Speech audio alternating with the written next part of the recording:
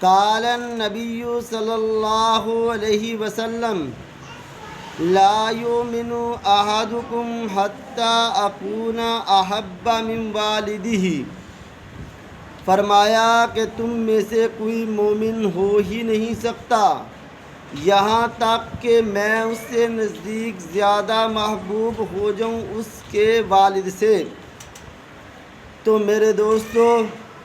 ایمان کی اول شرط پیارے محبوب کی محبت ہے۔ جب تک ہمارے اندر پیارے محبوب نبی کریم صلی اللہ علیہ وسلم کی محبت، ہمارے والدین، ہماری بیویاں،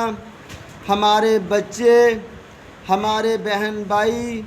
ہمارے قریب دور کے رشتہ داروں میں سے سب سے زیادہ محبت ہمارے پیارے محبوب نبی کریم صلی اللہ علیہ وسلم سے نہیں ہوگی